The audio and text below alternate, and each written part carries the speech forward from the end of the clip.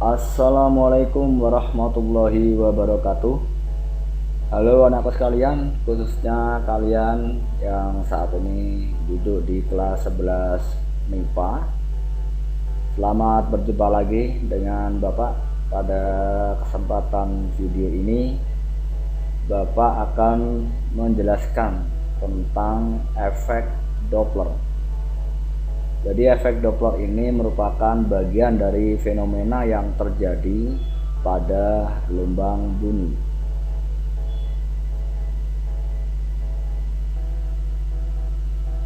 Salah satu yang bisa kita amati fenomena efek Doppler ini adalah ketika kalian berdiri di tepi jalan, kemudian ada ambulan dengan sirine yang melintasi kalian.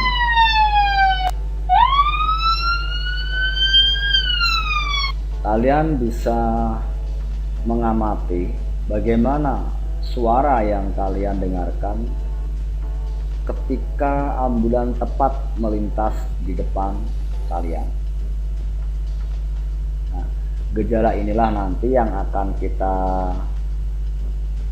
selidiki, yang kita pelajari pada konsep efek Doppler ini.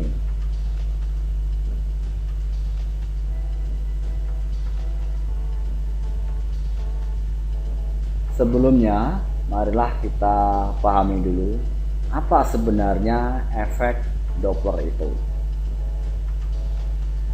Efek Doppler merupakan suatu gejala atau kejadian di mana frekuensi gelombang dari suatu sumber yang diterima oleh pengamat atau detektor mengalami perubahan. Perubahan ini diakibatkan oleh perubahan posisi atau pergerakan relatif antara pengamat dengan sumber gelombang atau sebaliknya. Jadi di sini kata kuncinya, efek Doppler ini akan terjadi manakala ada gerak relatif. Apakah itu sumbernya, apakah itu pengamatnya, atau dua-duanya. Efek Doppler ini diusulkan pertama kali oleh seorang fisikawan dari Austria bernama Christian Doppler yang hidup pada tahun 1803 hingga 1853. Sedangkan fenomena efek Doppler ini diusulkan pertama kali pada tahun 1842. Sekarang marilah kita mulai mencoba menganalisis bagaimana perubahan frekuensi itu terjadi yang ditangkap oleh pengamat. Pada keadaan pertama ini kita misalkan pengamat P1 dan P2 serta ambulan dalam keadaan diam. Kemudian ambulan memancarkan suara sirinenya dengan frekuensi tertentu. Pada keadaan ini kalau kita lihat bahwa panjang muka gelombang baik yang ditangkap oleh P1 maupun P2 ini akan sama dengan panjang gelombang yang dipancarkan oleh ambulan. Dengan demikian, frekuensi yang ditangkap oleh P1 maupun P2 adalah sama dengan frekuensi yang ditangkap yang dipancarkan oleh ambulan. Pada kondisi ini, maka kita bisa menyatakan bahwa efek Doppler tidak terjadi karena tidak terjadi perubahan frekuensi yang ditangkap oleh pengamat baik P1 maupun P2.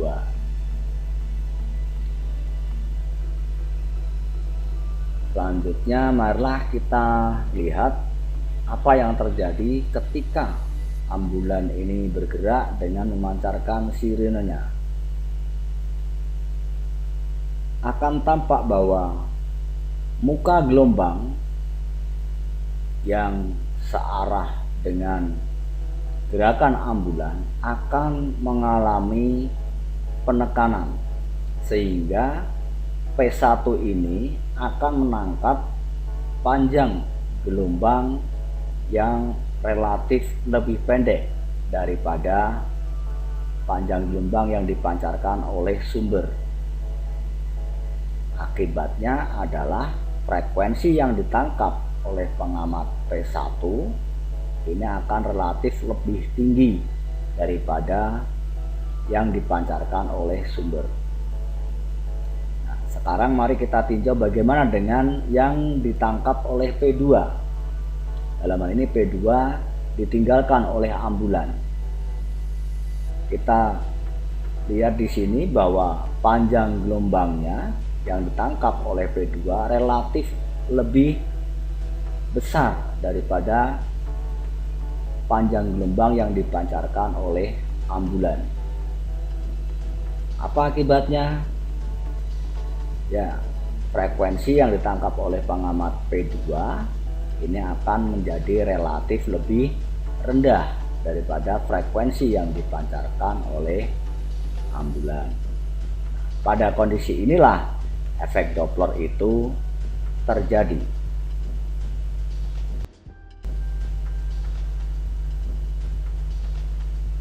Selanjutnya, bagaimana kita memperhitungkan frekuensi yang ditangkap oleh pengamat?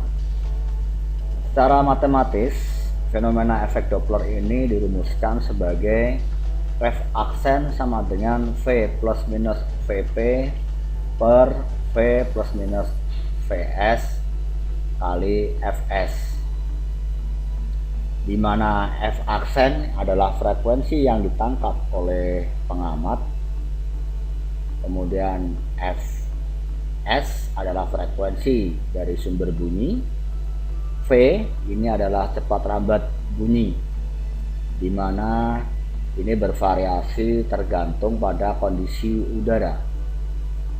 Kemudian Vp adalah kecepatan pengamat dan Vs adalah kecepatan sumber bunyi. Perlu kalian ketahui bahwa Vp dan Vs ini acuannya adalah titik diam di tanah.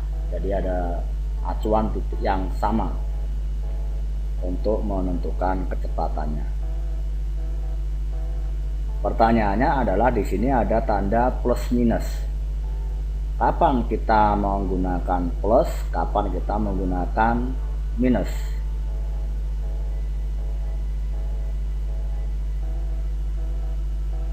Pada konsep ini kita sepakati dulu, yaitu bagaimana kita menggunakan tanda plus dan minus baik pada Vs atau sumber dan Vp atau pengamat. Kita mulai ditinjau dari sumber. Pemahamannya adalah demikian, bahwa ketika sumber mendekati pengamat, kalian lihat di sini. Jadi ini sumber bergerak mendekati pengamat, maka harga Vs-nya kita beri tanda negatif. Sebaliknya, ketika sumber meninggalkan pengamat atau menjauhi pengamat, maka Vs-nya diberi tanda positif. Jadi hati-hati di sini, bergerak ke kanan tidak selalu positif. Acuannya adalah bagaimana dia bergerak terhadap pengamat. Selanjutnya kita tinjau pada pengamat. Pada pengamat, ketika pengamat bergerak menjauhi sumber, maka tandanya adalah negatif. Perhatikan di sini dia meninggalkan sumber bunyi. Sedangkan ketika pengamat bergerak mendekati sumber, ini pengamatnya bergerak mendekati sumber, maka tandanya adalah positif. Jadi tolong sekalian kalian pahami, jadi penggunaan perhitungannya kita juga harus memperhatikan bagaimana gerak pengamat maupun sumbernya. Untuk lebih memahami bagaimana kita memperhitungkan frekuensi yang ditangkap oleh pengamat, marilah kita lihat contoh kasus berikut ini. Ini ada mobil ambulan yang bergerak ke kanan dengan kecepatan 108 km per jam dan memancarkan bunyi dari sirenenya pada frekuensi 1000 Hz. Kemudian ada mobil A yang bergerak ke kiri dengan kecepatan 72 km per jam, di mana nanti mobil A ini akan berpapasan dengan ambulan. Kemudian mobil B, dia ada di belakang ambulan dengan kecepatan 36 km per jam.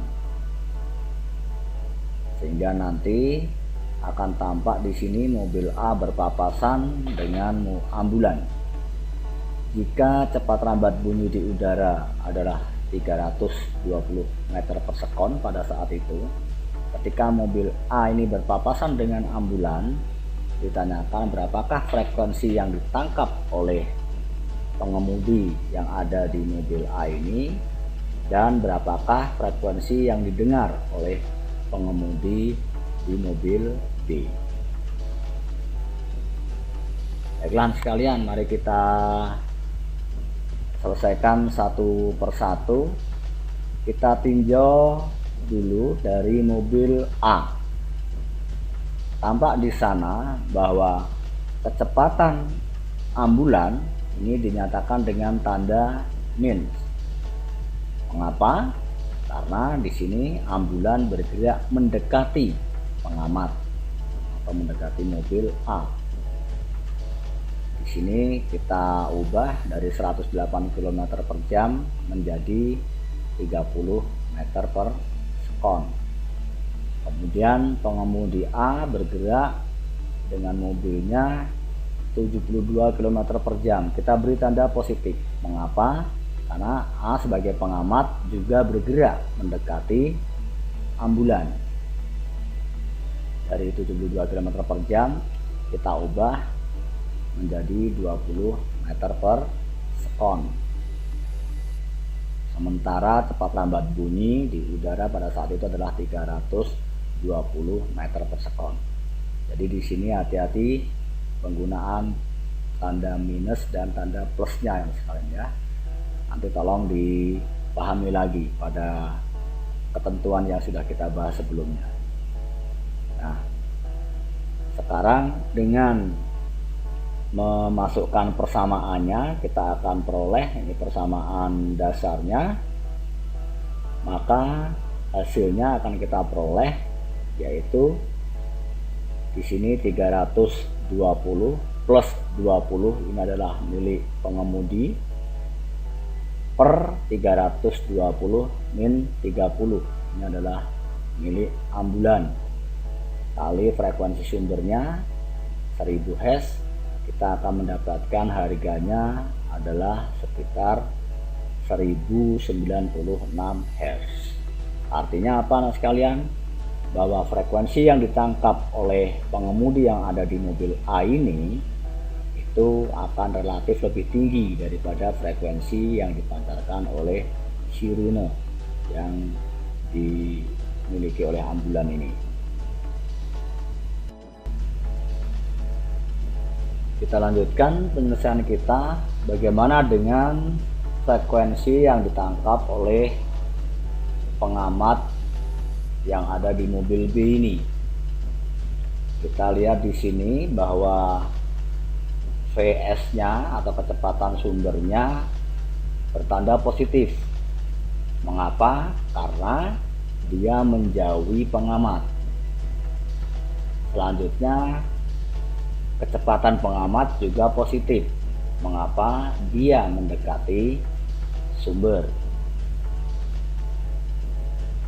Kecepatan cepat lambat bunyi sama, frekuensi sumbernya juga 1000 Hz. Kemudian kita perhitungkan sama langkahnya dengan memasukkan angka-angkanya. Di sini kalian lihat bahwa pada pengamat adalah 10 dan pada sumber adalah 30, tandanya sama-sama positif. Kita akan dapatkan hasilnya sekitar 943 Hz. Artinya apa? Bahwa di sini pengamat yang ada di mobil B akan menangkap frekuensi sirenenya itu relatif lebih rendah daripada frekuensi sirenenya sendiri atau frekuensi sumbernya. Bagaimana sekalian? Anda di sini mudah-mudahan kalian bisa memahami bagaimana kita memperhitungkan frekuensi yang ditangkap oleh pengamat. Yang perlu Bapak tekankan di sini, tolong dipahami bagaimana kita menggunakan tanda positif dan tanda negatif untuk masing-masing kecepatan.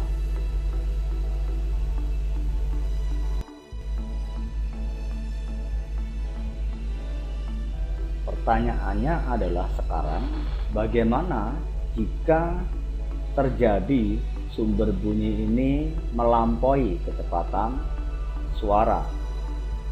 Apakah efek Doppler ini masih bekerja seperti yang kita bahas di depan? Mari kita saksikan video berikut ini.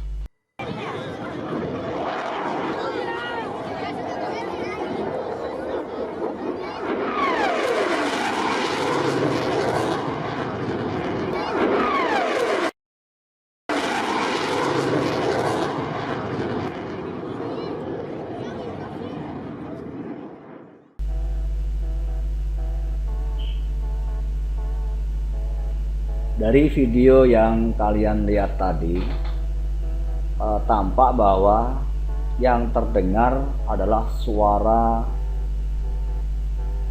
dentuman yang sangat keras, dan itu baru kita dengar setelah pesawat melewati penonton atau pengamat dalam hal ini. Bagaimana itu terjadi anak sekalian? Marilah kita simulasikan sebagai berikut.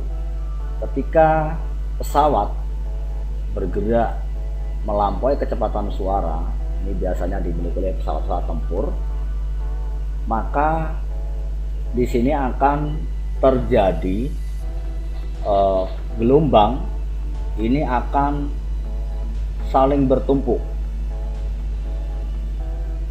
sehingga akan terjadi satu pola di mana pola ini akan membentuk suatu kerucut yang disebut dengan match cone. Ini akan terjadi manakala pesawat tadi bergerak melampaui kecepatan suara.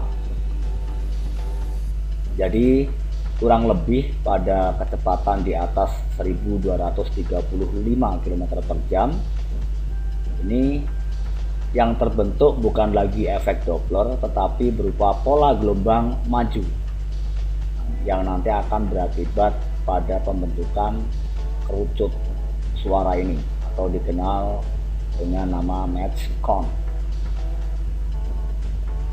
Selanjutnya, tekanan-tekanan ini akan menghasilkan satu dentuman yang disebut sebagai sonic boom atau bom suara. Ini berupa ledakan gitu, dan ini akan kita dengar setelah pesawat melampaui kita beberapa saat. Jadi seolah-olah suaranya tertinggal. Yang perlu kita waspadai adalah bahwa ledakan ini dapat menimbulkan getaran yang sangat kuat. Bahkan pada kondisi tertentu dapat mengakibatkan kerusakan pada dinding kaca ataupun pada dinding rumah kita. Dia akan bergetar begitu hebat. Itu adalah akibat dari peristiwa yang disebut sebagai bom sonic atau sonic boom. Demikian anak sekalian, terjadinya boom sonik yang diakibatkan oleh sumber bunyi yang bergerak melampaui kecepatan suara. Dengan kata lain, ketika ini terjadi, maka apa yang kita terapkan pada efek Doppler tidak berlaku lagi di sini. Paham anak sekalian ya? Selanjutnya marilah kita tinjau apa sih manfaat dari fenomena efek Doppler ini. Fenomena efek Doppler ini mengilhami teknologi yang dihasilkan oleh manusia. Kita ambil sebagai contoh, salah satunya adalah yang disebut sebagai speed gun radar. Apa itu speed gun radar? Speed gun radar ini adalah alat yang digunakan untuk mengukur kecepatan kendaraan ataupun kecepatan benda-benda yang bergerak begitu cepat yang tidak bisa kita mengukurnya dari luar. Biasanya ini digunakan oleh polisi untuk memantau kecepatan kendaraan yang mungkin melampaui batas kecepatannya. Di samping itu, pada beberapa olahraga profesional ini digunakan untuk mengukur kecepatan bola, misalkan yaitu pada bola tenis ataupun pada permainan bola lapangan yang kita kenal dengan nama sepak bola. Jadi ini kita bisa mengukur berapa kecepatan bola yang ditendang oleh atlet tadi.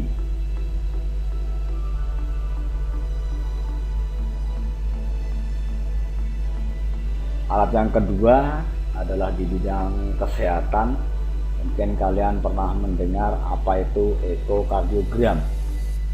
Jadi ekokardiogram ini adalah alat untuk mendeteksi atau mendiagnosis aliran darah pada jantung atau pada pembuluh darah. Alat ini akan menghasilkan gambar bisa 2 dimensi dan 3 dimensi. Ternyata ini juga memanfaatkan fenomena efek Doppler sekalian. Dan ini kalau di dokter-dokter spesialis jantung ataupun dokter kandungan ini biasanya menggunakan alat ini. Atau mungkin kalau di dokter kandungan adalah USG, dikenal dengan nama USG atau ultrasonografi. Sedangkan pada dokter spesialis jantung ini digunakan namanya ekokardiogram. Contoh teknologi lain yang dihasilkan dari fenomena efek Doppler ini adalah alat untuk mengukur kecepatan fluida atau zat cair tanpa kita harus bersentuhan langsung, yang disebut dengan laser Doppler velocimetry. Ini dia memanfaatkan sinar laser yang sudah di dalamnya, dimana dengan mengamati perubahan yang terjadi pada gelombang yang ditangkap dari hasil yang dipancarkan tadi, kita bisa mengukur berapa kecepatan fluida yang ada di dalam pipa misalkan.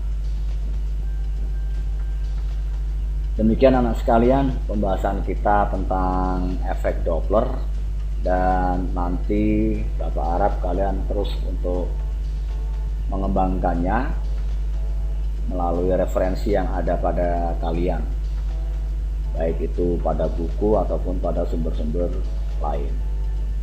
Selanjutnya, terima kasih atas perhatian kalian dan tetap semangat.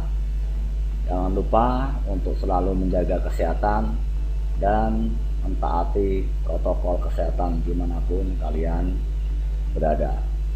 Terima kasih. Assalamualaikum warahmatullahi wabarakatuh.